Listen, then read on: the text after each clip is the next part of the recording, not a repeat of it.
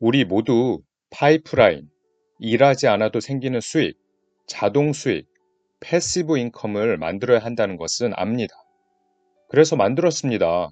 그런데 부자가 되셨나요? 왜 부자가 되지 못했을까요?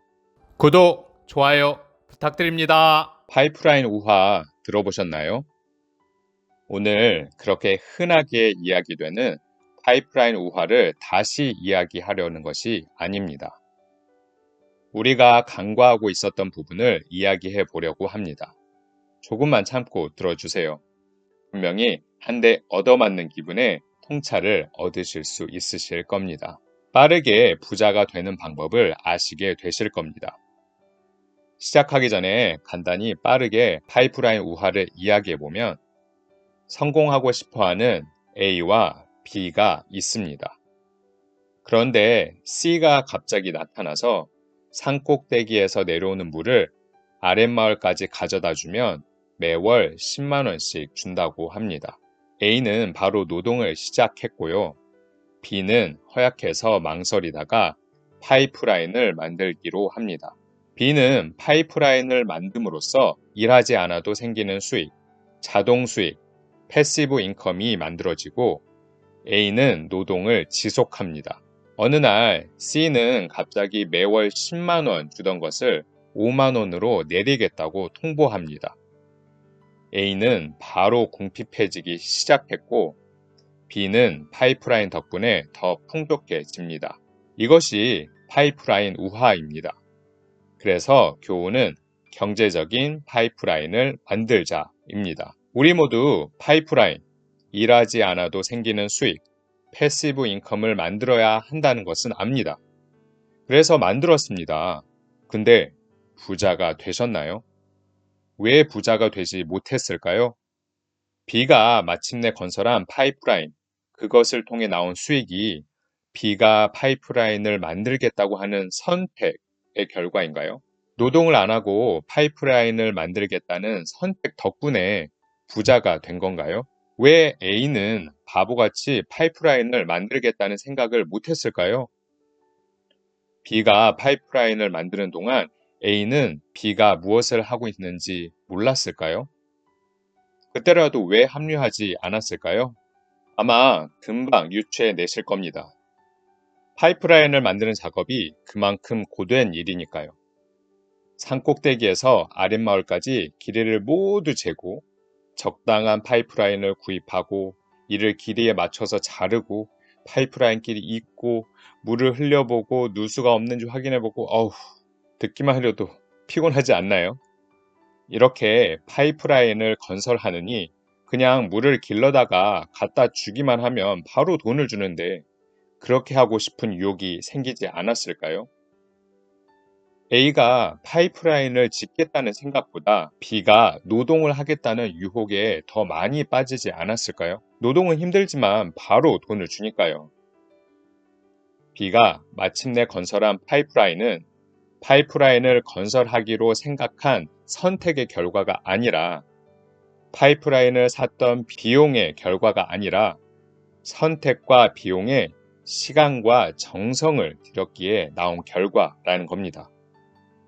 이를 사업과 투자로 바꿔서 말해보면 스마트 스토어를 한다, 아파트 갭 투자를 한다, 테슬라 주식을 산다 라고 했을 때 그 선택을 했다 또는 그 투자금 덕분에 결과물이 나오는 게 아니라는 겁니다. 성공적인 투자가 됐다면 그 선택이나 투자금이 아닌 그 투자를 하기 위해 들인 시간과 정성 덕분이라는 겁니다. 여기서 말하는 시간과 정성은 테슬라라는 기업에 대해 연구하고 전체적인 시장 상황에 대해서 공부하고 기업 재무제표를 확인하고 관련 뉴스를 탐독하고 내부 정보를 확인하는 모든 활동이 여기에 속합니다. 이런 시간과 정성이 성공적인 투자를 만들어냅니다. 노동시간을 늘리는 것이 아니라 투자를 위한 시간과 정성을 들임으로써 파이프라인을 만들어낸 겁니다. 새로운 생산수단, 시스템을 만들어낸 겁니다. 투자를 쉽게 보는 사람들이 있습니다. 사업은 그래도 힘들다는 걸 알지만 투자는 그냥 돈 넣고 어느 순간 돈이 불려지는 게 아니냐고 하는 분들이 있습니다. 심지어 불로소득이라고도 합니다. 그런데 왜 투자를 통해서 성공하는 사람이 소수일까요? 왜 다수가 아닐까요? 모두 이런 이유 때문에 그렇습니다. 시간과 정성을 충분히 들이지 않으면 결코 그 돈은 내 돈이 아닙니다. 혹시 쏟은 시간과 노력보다 높은 수익이 나온다면 당신은 돈의 노예가 됩니다. 쉽게 벌린 경험은 그와 비슷한 것만 찾게 하고 결국 모두 탕진하게 됩니다. 너무 쉽게 벌린 돈은 축복이 아니라 재앙입니다. 투자를 할 때 충분한 시간과 정성을 들여야 합니다. 그래야 진짜 내 돈이 되고 계속 그렇게 돈을 벌 수 있습니다. 좀만 더 들어가 보시죠. 그러시면 놀라운 걸 알게 되실 겁니다. 우선 B입니다. B는 왜 파이프라인을 건설하려고 마음을 먹었을까요? 그 힘든 일을 바로 그가 가지고 있었던 허약함 때문이었습니다. 그걸 인지하고 타개하려는 노력 덕분에 다른 선택을 할 수 있었습니다. A는 평범한 직장인입니다. 일을 시작합니다. 돈을 벌면 소비를 합니다. 소비가 늘어나면 돈을 더 벌려고 합니다. 그것을 위해 하는 것은 업무량을 늘리고 업무 시간을 늘립니다. 노동을 통해 수입을 늘립니다. 그러나 그의 결과는 무엇이었나요? 상황은 언제든지 바뀔 수 있습니다. 일을 더 하지만 결국 궁핍해집니다. 부자가 될 수 없습니다. 경제적인 걱정은 계속 남아 있습니다. 우리는 A가 아닌 B 같은 선택을 하려면 어떻게 해야 할까요? 우선 계기가 있으면 좋습니다. 내가 파이프라인을 만들 수밖에 없는 계기가 있어야 합니다. 이런 이야기가 있더군요. 우리는 모두 회사에서 잘리는 행운을 경험해 본 적이 없어서 아직도 평범한 삶을 지속하고 있다. 이 말 무섭지 않나요? 혹시 이런 계기가 없다면 미래에 대한 고민을 실제화해 보는 것도 하나의 방법입니다. 미래에 대한 고민이 없으신 분들은 없으실 겁니다. 그걸 어떻게 해결할까 집중해 보십시오. 그럼 답이 나올 겁니다. 스스로를 인정해야 합니다. 실패를 경험한 것과 실패를 인정하는 것은 완전히 다릅니다. A가 이번 사건을 반면교사로 해서 다른 곳에서 파이프라인을 건설한다면 그는 실패를 인정하고 한 걸음 더 발전하게 됩니다. 벤치마킹해서 성공할 수도 있겠지요. 그러나 이 실패를 B 탓이다, C 탓이다 하는 순간 배우는 건 하나도 없고 변화도 하나도 없습니다. 스스로의 부족함을 깨달아야 합니다. B는 스스로의 허약함을 알았습니다. 어쩌면 A가 너무 건강하다는 걸 상대적으로 느꼈는지도 모르죠. A와의 경쟁에서 이겨내기 어렵다고 판단해서 파이프라인 건설이라는 더 나은 선택이 가능했을지도 모릅니다. 메타인지라고 아시나요? 여러 가지 정의가 있지만 간단하게 이야기하면 나 스스로가 무엇을 잘하고 무엇을 못하는지 인지하는 능력입니다. B는 그런 인지를 잘한 것이고 그 안에서 최선의 선택을 한 겁니다. A도 자기가 건강하다는 걸 알았는데 메타인지를 잘한 것 아닌가요? 맞습니다.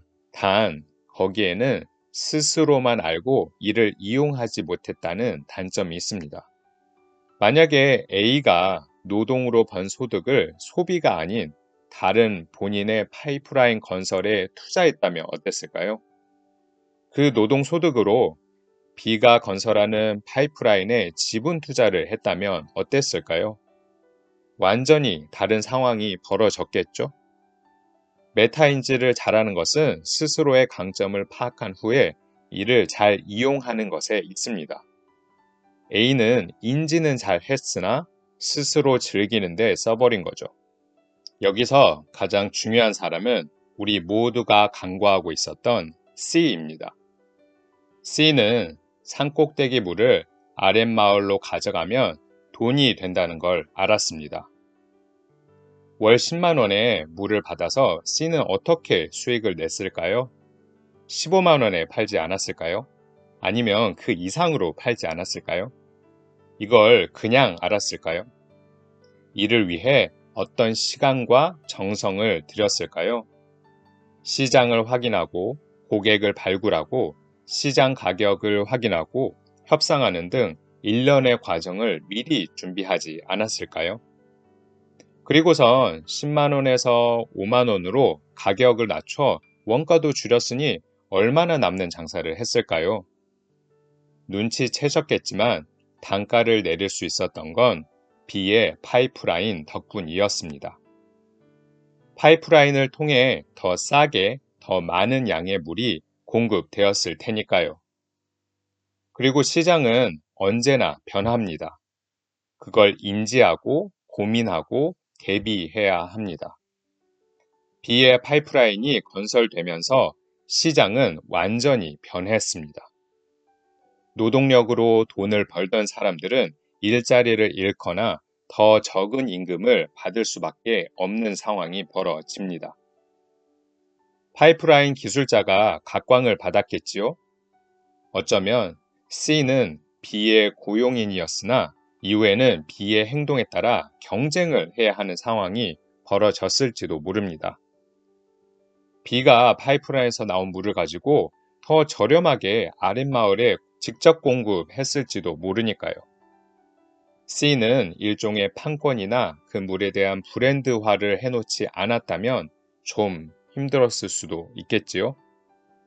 이렇듯 시장은 언제나 변화무쌍하고 이를 미리 고민하고 대비해야 합니다. 파이프라인 우하에서 우리는 B 또는 C처럼 행동할 수 있어야 합니다. 노동시간을 더 늘리려는 것이 아니라 투자자의 마인드, 사업가의 마인드를 장착해야 합니다. 파이프라인을 만들어내는 작업이 처음에는 힘들죠. 그러나 완성되면 나를 대신해서 일을 해주게 됩니다. 무엇보다 파이프라인을 건설하려고 결정했으면 시간과 정성을 충분히 들여야 합니다. 그래야 빠르게 부자가 될 수 있습니다. 노력 없이 얻은 정보로는 수익을 볼 수 없다고 생각한다면, 시장에서는 노력한 만큼 수익이 난다고 생각한다면 우리가 쓸데없는 욕심을 부리는 경우는 없을 것입니다. 구독, 좋아요 부탁드립니다.